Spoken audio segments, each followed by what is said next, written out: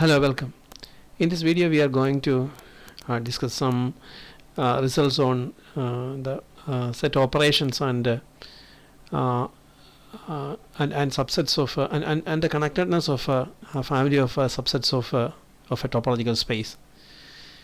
First we are going to show that union of a collection of open collection of connected sets, connected subsets of a topological space is also connected, provided that there exists some point in the in its in their intersection. So the statement of the result is let X be a space and A alpha, where alpha is a member of the index set. So A alpha, where alpha is an element of I, be a family of connected subsets of X. For such that intersection of A alpha, where alpha in I, alpha an element of I, is non-empty, then their union, of A alpha, where alpha varies in I, is connected. So here we have a family of connected subsets of the topological space X, satisfying the condition that they have non-empty intersection. Then we can show that their union is connected. See, we can use the figure to illustrate the situation. See, in this figure you can see connected subsets of the topological space A1, A2, A3, etc. There are many similar connected subsets. So for convenience we represent them using dots. So these are the connected subsets of the topological space which have some points in common. Their intersection means their intersection is non-empty. Then their union will be a connected subset of the given topological space. We want to show that their union is also connected. We will show that it is not possible to obtain. So how can we do that? We will show that it is not possible to obtain a disconnection for the subset Y, which is defined as the union of A alpha, Y equal to union of A alpha, where alpha is an element of I. It is not possible to obtain a disconnection for this subset. This is done by showing that if U and V are open sets that exist in X, satisfying the condition that U intersection Y is non-empty, U intersection V intersection Y is empty, and Y is a subset of U union V, then V intersection Y is empty. If there exists a disconnection for the subspace Y, see, then there must exist U and V satisfying the condition, all the three conditions. In addition to that, the condition that V intersection Y is also empty, is also non-empty. V intersection Y is also non-empty. We must get 4 conditions, or U and V must satisfy 4 conditions simultaneously. The 3 of them is listed here, and the 4th one is that V intersection Y is non-empty. But if there exists no such a disconnection for the space Y, then we must be able to show that one of the condition is violated. So that condition which is going to be violated is that V intersection Y is empty. See, V intersection Y is non-empty will be violated. That is, we will show that V intersection Y is empty. So if we can show that V intersection Y is empty, then we are done. Since U intersection Y is not empty, use this. We are going to use this. Apply this. U intersection Y is non-empty. There exists a point A in X. There exists a point in X, A in X, such that A is an element of U, and A is an element of U, and A is an element of A alpha. for some alpha prime in I. This alpha prime is some particular some number, some counting number, and that's member of I. Okay, then it's because this A, that this particular element A is a member of Y also. See, it's because this is non-empty. This set is non-empty, and we take the a particular some element of this non-empty set, and that element is taken A. So there exists A is an element of Ix such that A is an element of U, and also A is an element of Y. But Y is the union of the collection of subspaces, family of subspaces, and due to the reason that A is an element of Y, we can choose some alpha prime, some number alpha prime such that A is an element of A alpha prime. And A alpha is connected for each, but we know that A alpha is connected for each value of alpha. So A alpha prime is also connected. A alpha prime is also connected, and since A alpha prime is connected, and some point of A alpha prime is a member of U, we know that U and V, since U and V makes the separation for the space Y, we know that A alpha prime, because it is connected, A alpha prime is connected, so it must be completely contained in any one of the sets. So we have to say that see, if some point is present in one part of that separation, then completely that space must be present in that that separated part. Okay, that's that separated part is taken equal to U here. So so we get that A alpha prime is a subset of U. Next let us choose some point of the intersection of the members of the family. So let B be an element of the intersection of A alpha, where alpha an element of I.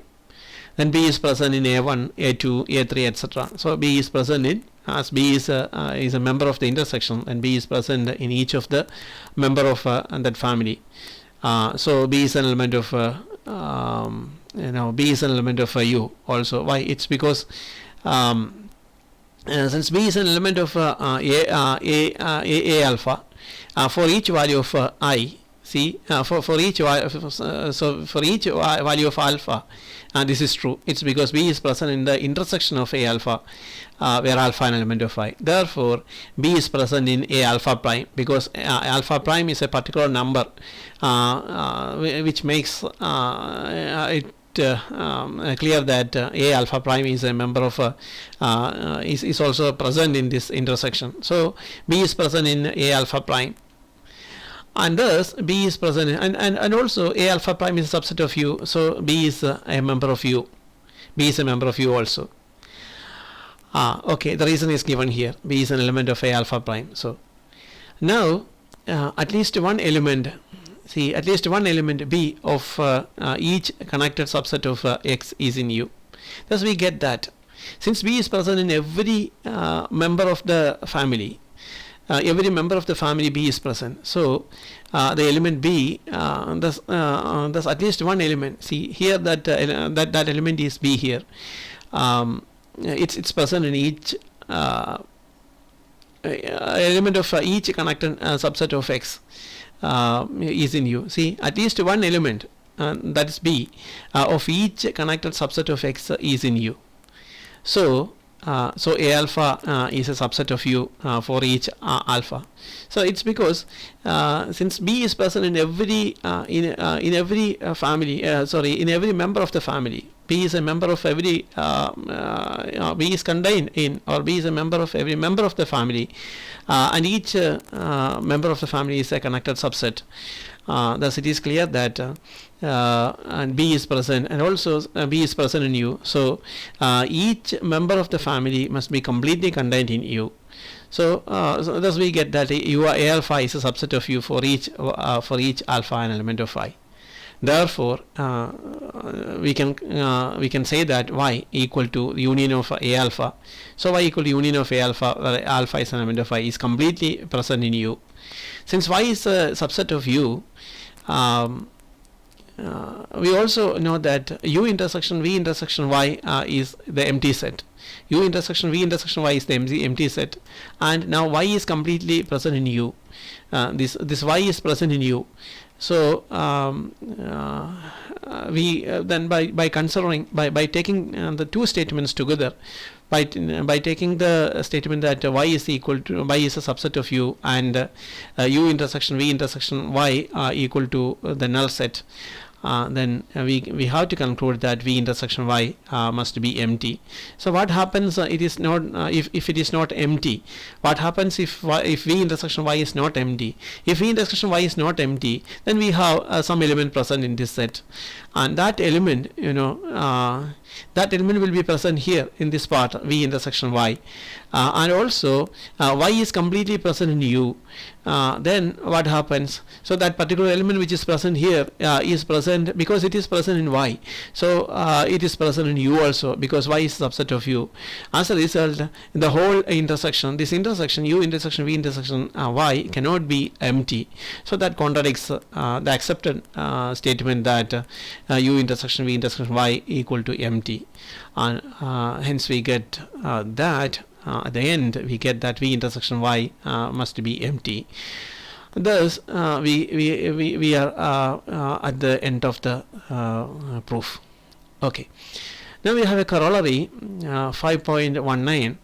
Let X be a space and A alpha such that alpha in I be a family of connected subsets of X, and B is a connected subset of X such that for each alpha in I, A alpha intersection B is non-empty. See, B is such a connected subset of X. B is also a connected subset of X such that for each alpha in I, A alpha intersection B is non-empty, and then the union of two sets, that's union of B and union of A alpha, where alpha an element of I, is clearly connected. Then the union, it's a special kind of union, a special type of union, that is B union of A alpha, where alpha an element of I is connected. So this situation is illustrated here using this picture. See, A1, A2, A3 that together may not be connected, that may be disconnected, but the presence of B that makes it sure that B acts as a link between it acts as a link connecting the connected subsets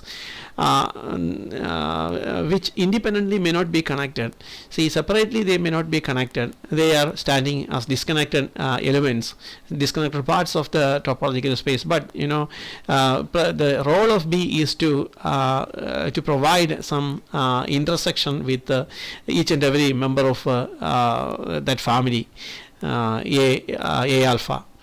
Okay, and then due to this, due to the presence of this particular connected subset, and B by itself it's connected, and due to the presence of that of this kind of connected subset, and that shares some part with some points with each member of that family, we can say that this union which is given here, that's B union of A alpha, where alpha an element of I, it must be connected.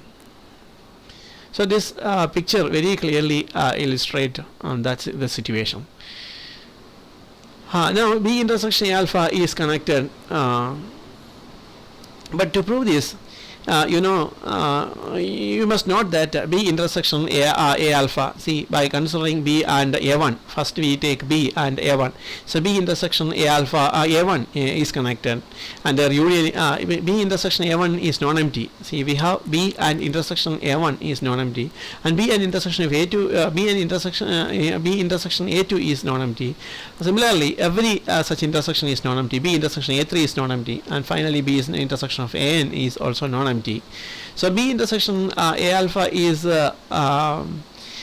it's non-empty. As a result, using the previous result, that we can say that B intersection A alpha is connected for each value of alpha. So B intersection A alpha is connected for alpha equal to 1, 2, 3, etc. To n. Also, intersection of B union A alpha, where alpha element of I is non-empty. What is that intersection? Intersection of B union A alpha, C B union A1, B union A2, B union A3, etc. So you can take that B union A1, B union A2, B union A3, etc. And the intersection of these unions. Intersection of this union. What is it? That its intersection is B itself. See, you can see that intersection of B union A alpha, B union A1, B union A2, B union A3, and it's a sequence of connected sets. B union A1 is connected, B union A2 is connected. So we can take the union of we can take the intersection of all of these connected subsets, and you can see that its intersection is equal to B and it is connected. And due to the fact that this intersection is non-empty, because B is non-empty, that intersection is non-empty. So by using theorem 1.8, by using the theorem 1.8 to 5.18, so using the theorem 5.18, not 1.8, so 5.18, we get that B union. We get that B union union of A alpha, where alpha an element of I, equal to, and that set can be written here, equal to union of B union A alpha, where alpha an element of I. That's equal to union of B union A alpha, where alpha an element of I is thus connected. So in order to get the connectedness of that of the new union, here we are using the previous theorem. Okay.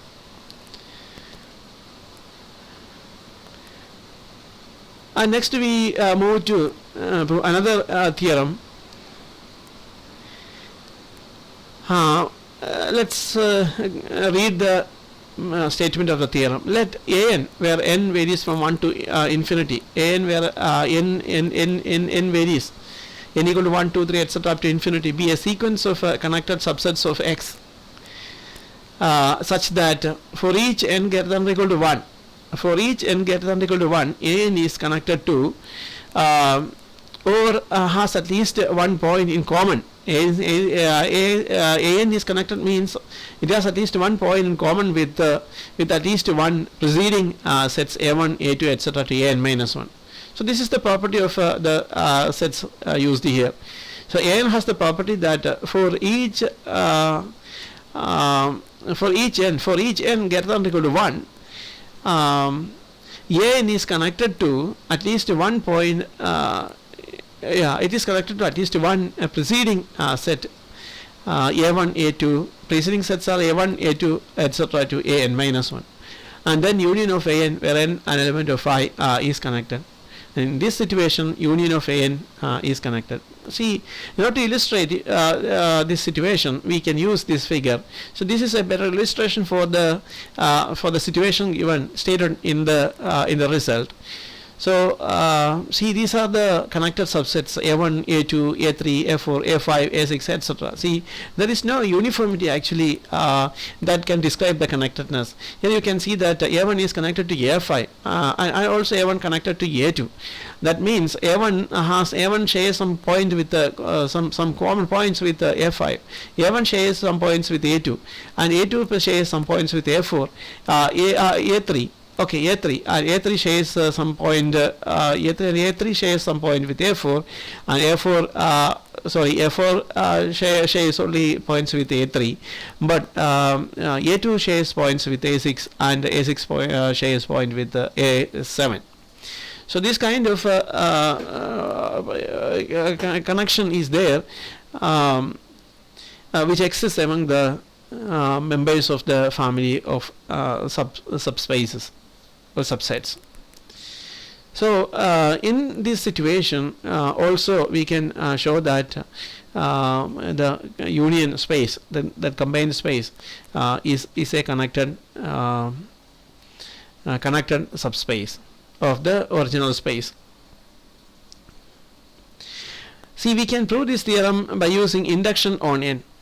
So when we think about the proof of this theorem, so the procedure, a mathematical procedure, mathematical way of giving proof comes in our mind, and that is the procedure of induction.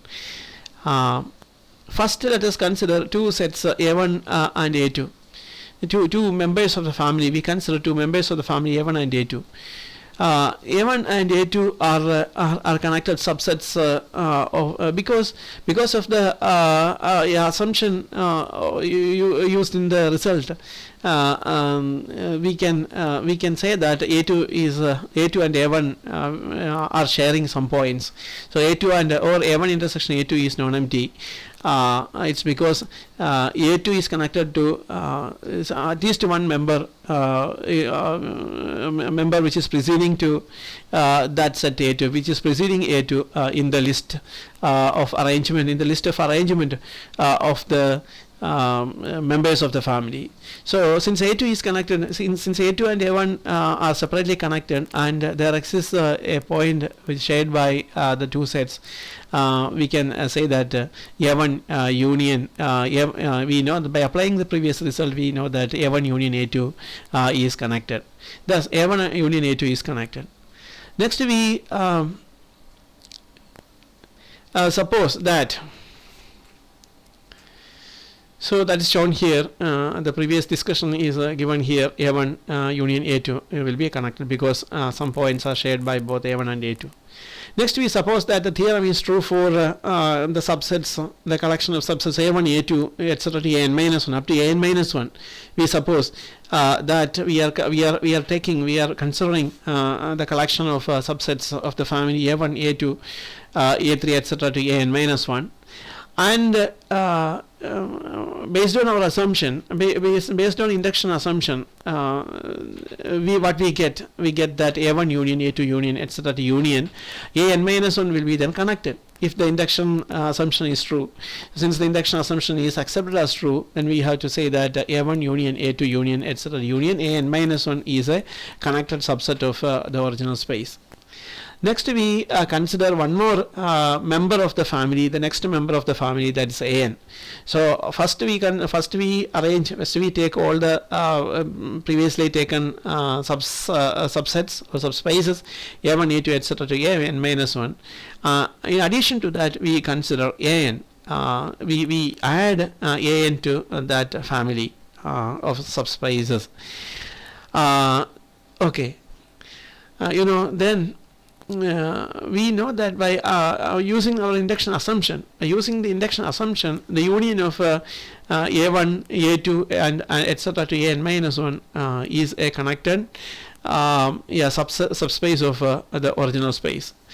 Each A1, A2, each subspaces A1, A2, A3, etc. to An minus 1 are connected, but some point is shared by all of these subsets. We can say that their union A1 union A2 union etc. to union An is connected, and you can treat that as one unit since it is connected. Now it is known that that union is connected, so we can treat it as one unit, and then you can take An. We can consider An also in this procedure. Yeah, we can bring An also. We can add An to this procedure of finding the nature of the union of the subspaces. Connectedness nature of the union of subspaces, and we can think about that.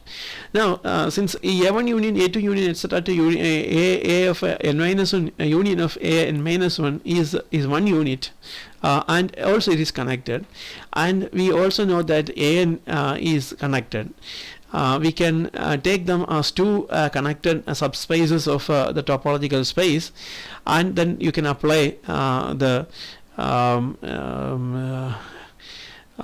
result, the previous result. You can apply the previous result as in the case of two element or two member subspaces, two member case of the connectedness of the subspaces of the topological space. So since the first union, the first subspace is the union of a collection of connected subspaces, and it is connected, and AN is separately connected, and their union, that is the union of A1, that is the union A1 union A2 union etc. to union AN minus 1, and finally including AN, union of AN, is also it's connected.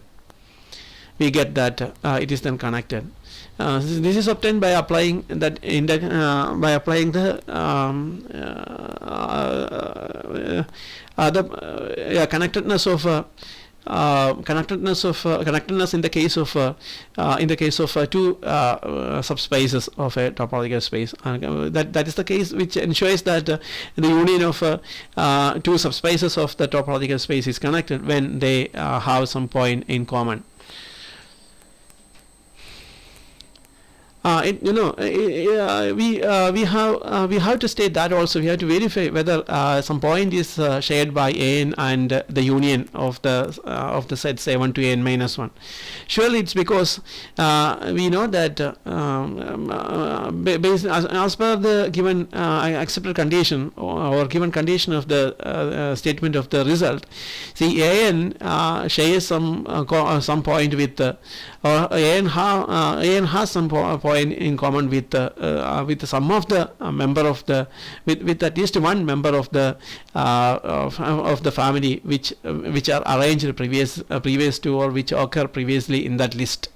See, that means either from A1 to AN minus 1, any one of the member from A1 to AN minus 1 has some point which is common to AN. As a result, and that point which is shared by AN will be a member of the union of A1, A2, A3 etc. to AN minus 1, and that point can act as the shared point between the union and the new member or the new element AN. And thus we can apply the induction assumption and also the direct verification or the verification in the case of a two member or two subspace case here, and we get that the entire union A1, A2 etc. to AN minus 1, then union AN is also included, and that set, the new set, it's a subspace of the topological space, it's connected. Thus, using the induction assumption, we get that the new the bigger union contains all the sets from A1 to AN minus 1 and the new set, new member AN, and that bigger union is thus is connected. Okay. So that's illustrated here. You can see that in this figure it is illustrated, and then by theorem, by the induction assumption, this is now we know A1, A2 etc. to AN minus 1 and then AN. See, by the induction assumption, A equal to, we can take A equal to the union of the first n minus 1 members A1, A2 etc. to AN minus 1, and that is then connected. See, that part is shown here, is given here, A1, A2, A3 etc., A4, A5 etc., and then A6 etc. to AN minus 1. This is connected using induction assumption, and in addition to that we consider AN to this we consider in this situation AN also. We bring AN, we consider together AN and the previously existing union. We know that some point is shared by AN and some of the members of the smaller family. Some of the member of the family from A1 to AN minus 1, and then this is shown here, as shown in this figure, and that shares AN shares some point with this previously existing union. Okay, as a result we get that the union of entire subspaces is connected. Okay, and hence with the help of that induction procedure, we can show that the union of sets of the sets A1, A2 etc. to AN is a new connected subspace of the topological space. Okay, that is the end of the proof. Okay, thank you.